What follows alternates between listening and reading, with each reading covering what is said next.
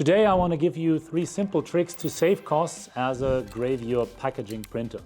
One of the many advantages of Gravure against other printing technologies is the longevity of the tools and the endless opportunities to recycle those tools. One popular approach is to refresh the current chrome layer soon enough before they hurt the engraving. So there are 3 simple tricks for you to recognize when your current chrome layer actually needs to be refreshed before the engraving gets hurt. Number 1 would be vertical doctor blade traces are a sign that your chrome layer got hurt and you should refresh the chrome layer immediately. Now let me tell you something about this. Usually if we see this or you see this, you might feel like the cylinder might still be able to run for some meters, and that could potentially be the case. You should just be aware that this is not an issue of how much your current chrome layer has worn off or not. The damage is already there and it will not go away. And it doesn't depend how, let's say, thick your chrome layer is. It doesn't matter if it's 6 or 10 microns. The chrome layer is damaged and it will be damaged throughout your current print run. And you for yourself need to evaluate if it hurts or impacts your current print run, or if you need to interrupt your current print run. But let me tell you this, the chrome layer is damaged for sure.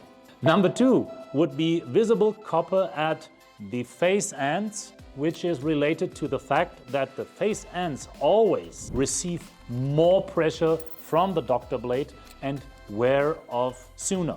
Now, in the production, the challenge is to have an even surface throughout the whole cylinder length, the whole face length, which is in detail in production quite challenging because with high voltage, you want to also make sure that your printing tools have no sharp edges at the surface ends, which is something that might lead to instability or insecurity of your people who actually operate the presses. So they might get hurt, which you want to definitely avoid. So we want to avoid any sharp edges at the surface ends. On the other hand, we want to have an even surface throughout the cylinder. Why do I tell you this?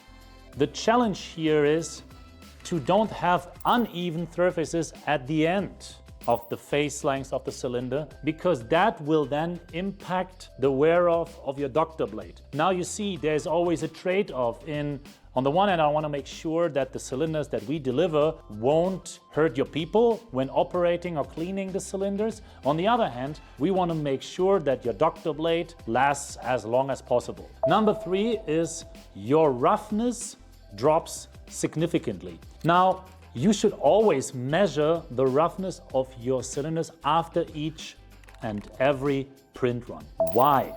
If you recognize a severe drop in roughness, that is a sign you should refresh your chrome layer.